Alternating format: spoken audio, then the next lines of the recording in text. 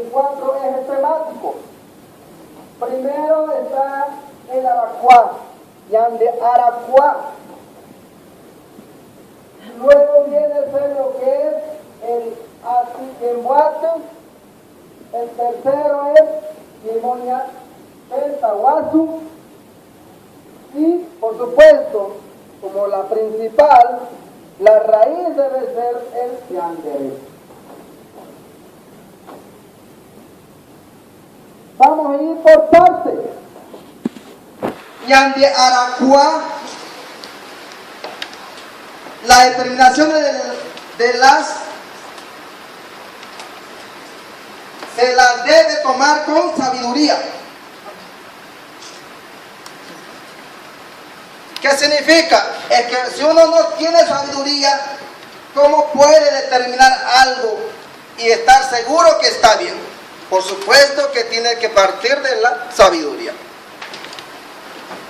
Es el Aracuá, la sabiduría. Viene el Yandereco, nuestro modo de ser, nunca debe perderse. Es herencia de nuestro abuelo. Puede imaginarse, yo ayer he visto venir a muchas hermanitas con una edad avanzada y eso me conmovía a mí. Qué lindo es ver llegar a las mujeres con una edad avanzada y ellos vienen, es una biblioteca caminando. Ellos pues me pueden hablar lo que es el Yandereco. Por supuesto, nadie lo puede negar. Nadie puede impedir eso, porque ahí está la esencia, el Yandereco. En la Atiquembuate todo se debe determinar en consenso con la unidad social política de la nación guaraní.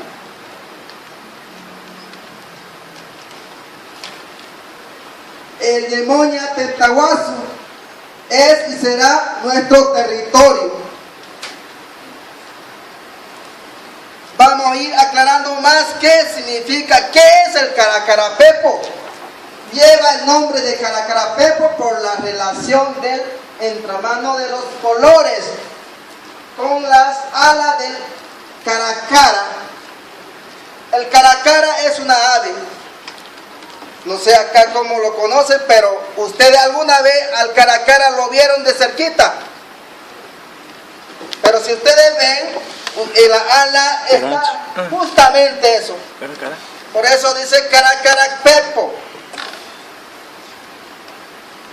Simboliza el arte de la tejedora, fruto de sus sueños que están relacionadas con figuras de víbora y de estrella para fortalecer nuestra espiritualidad. Fermín decía lo correcto. ¿Cómo es que las hermanas, por ejemplo, la que teje,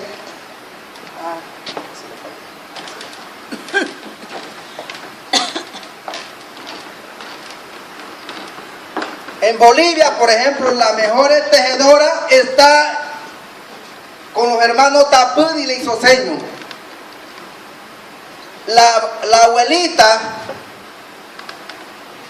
la primera tarea, la primera educación es enseñar a esta niñita que apenas comienza a mover su mano, es la primera educación enseñarle a tejer. ¿Y por qué le enseña a tejer a esa edad? Es que le dice la abuela, le dice, hijita, vos sos una mujercita, algún día vas a ser joven y te vas a casar, pero uno nunca sabe con quién se casa. De repente tu marido va a ser un flojo, de repente ese marido va a ser un ingrato que te va a llenar de hijos y te abandona. Pero no te interesa eso. Cuando aprendas ya a tejer, con eso vas a sobrevivir. Y es cierto, allá hacen portacelular, hacen mochila, hacen poncho, hacen el bocó, la poroca, en fin, todo, y es plata.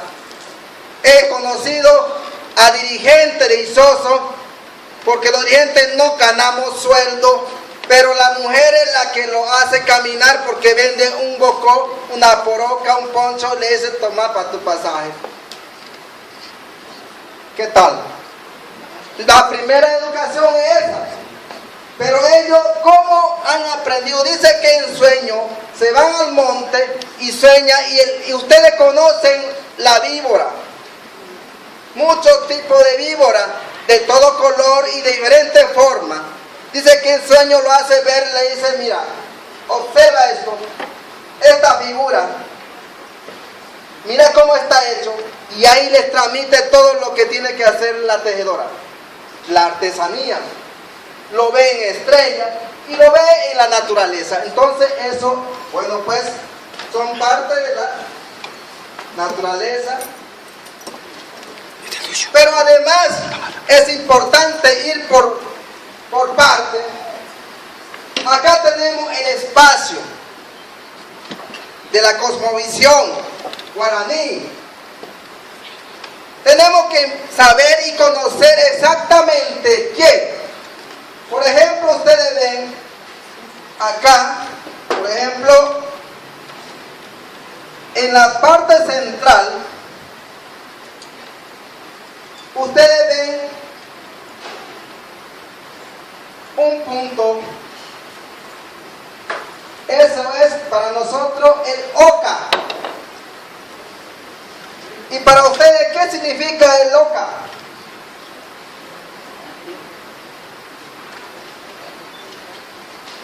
¿Qué es el oca?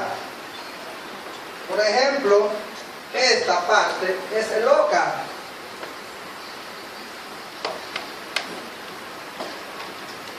El oca es el patio de la casa donde vive una familia. Pero imagínense, la casa como un núcleo cultural, el oca. En la casa, el y oca, el patio. Pero, a ver, ¿qué es lo que hacen allá? ¿Será que en la casa el O solamente es para ir a estirar la pata y dormirse y se acabó hasta el otro día? No, señor. Es el núcleo familiar donde el marido y la mujer, en ese momento cuando están en la misma cama, empiezan a comunicarse, empiezan a transmitirse, empiezan a compartir la conversación. Por supuesto que tienen familia. La mujer le dice, mira tu hijo, tu hija, y mi trabajo, dice el hombre, y comienza a tejer todo la vida. O sea, ustedes se dan cuenta que no solamente es para dormir. Ahí nosotros nos comunicamos, ahí nosotros ordenamos y nos organizamos para el día siguiente. Lo que vamos a hacer, lo que falta por hacer. Pero no termina ahí. En Tentayapu no hay cementerio, Panteón Baeti. Un día va un hermano de allá del sector nuestro, un aba diferente, un mundo diferente. Los hermanos de Tentayapu están en el departamento de Chuquisaca. Y él llega ahí a una casa y lo hacen dormir, y al otro día, cuando él observa y dice, ¿dónde queda el cementerio? Nosotros no tenemos cementerio. Ah, pero ¿acaso no se muere acá? Sí, se muere siempre. ¿Y dónde están ellos? Está debajo de tu cama. Y él pensaba que era broma. No, señor, está ahí. Y él recién comenzó a, sentir miedo. Ya por supuesto que en la noche no va a aceptar dormir adentro. ¿Quién va a dormir con un cadáver abajo? Y le dice, pero ¿por qué ustedes están locos? ¿Por qué pone ahí el cadáver? No. nosotros estamos juntos hasta con los muertos. Por eso yo le decía, ellos no están muertos, ellos están con nosotros.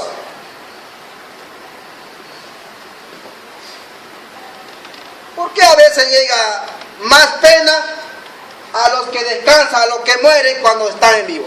A mí me ha gustado que lloren por mí cuando ahora estoy vivo, pero nadie me va a llorar.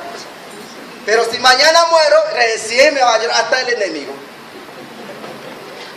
Entonces ellos dicen, nosotros podemos estar unidos en lo vivo y en lo muerto. Ese es lo que hace el OCA. El OCA también es otro trabajito importante para los abuelos. Yo me recuerdo, mi abuelo, que en paz descanse, en la noche, en la luna clarita, él comenzaba a agarrar su violín, comenzaba a tocar, y nosotros, curiosos, llegábamos por el violín, por la música, nos llamaba. Empezaba a llegar 1, 2, ya éramos 10 o 20.